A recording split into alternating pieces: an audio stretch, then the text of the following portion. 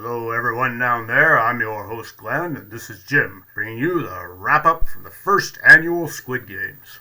Hey folks, good to be here. Thanks for not escaping town so you could tune into our show. Well Jim, things have certainly gotten off with a bang. Teams have been gathered from across the continent and flown to the extravagant Monster Shantytown. Each of these teams have been put up in rustic structures, which they've been eagerly building to their own taste while they await the beginnings of the games. Some of our most recent arrivals were so excited by the events that they have begun providing refreshments to their fellow competitors.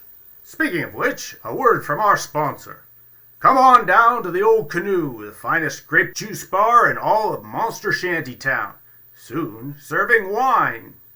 Indeed, Jim, these teams were selected from wayward ships around the continent to compete in various arenas for the game's sponsor, the great Nekark, who will be providing unimaginable treasure as awards to those successful in the games.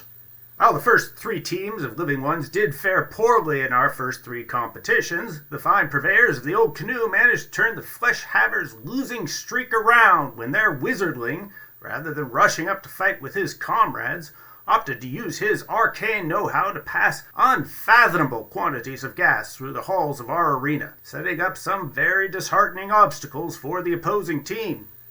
Indeed, Jim, I don't think I've ever heard so much wind broken out in these hollowed halls. Well, his strategy certainly paid off, Glenn, as much of the fleshless marauders' front line was caught in the fish gas and unable to flank the Flesh Havers' front line as they'd been intended. Speaking of a front line, Jim, tell us about our flesh-bound champions. Well, Glenn, we've got our fish wizardling Galadrin as well as the fungus man Sphairebolus operating as the team's commander, with the lithe and swift Rimfeather clearing a path with her rapier, as well as about half the stones in the arena.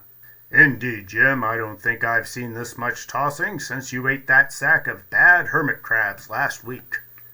To be sure, Glenn, and much like that time, she was able to clear quite the path, something her commander made good use of during this match. Speaking of Sphairebolus, he sure was full of surprises, wasn't he, Jim? Sure was, Glenn. I'd expected him to take quite a few pot shots with that bang stick of his, perhaps play a little defensively while Rimfeather opened the path for him. Well, that sure didn't happen, did it? Sure didn't, Jim. Once he charmed those nunchucks out of Flightwing, our referee, he went to town on the opposing team. I haven't seen a mushroom toss lumber around that brazenly since the dry rot incident of '05. Well, it certainly worked out for him. He was able to push through the opposing line, including the enemy commander and even the back line, stumbling into the goal just as the gong rang 6 Gethelgumps. A heroic rush, to be certain, and he took quite the beating from the back line, didn't he? Sure did, Glenn, but word has it that his teammates laid him over a sack of moist grain for a few hours, and he's as good as new. Well, the same can't be said for the sack. Those mushroom folk really do spring back, don't they? Sure do, Jim, but Sphaire wasn't the only MVP for this game. Darth Rajos had a heroic last rush through the Fleshhaver's back ranks, managing to just barely push past Galadrin's stout defenses and reach the goal on the last gong.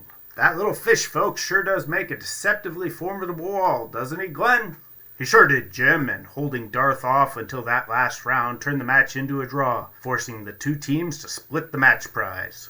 Well, given that they were the first Fleshhaver team not to lose their first round, that still sounds like something to celebrate. I'm sure the Old Canoe will be rocking tonight. Hope not, Jim. The scaffolding is more hopes and dreams than lumber at this point. Well, regardless, Glenn, everyone's eager to see how this team performs in our next competition. There's going to be some sort of race, isn't there? Let's not spoil it for folks, Jim. Tune in this Thursday to watch live. Today's show has been brought to you by the Old Canoe. Serving fine grape juice since the middle of last week, the Old Canoe is the most venerated establishment in all of Monster Shantytown. In service to our captive population now for almost 4 days. Come down to the Old Canoe to slake your thirst on some ever-increasingly alcoholic grape juice. Well said, Glenn. We'll see all you folks next Thursday at 6:30 for the new competition.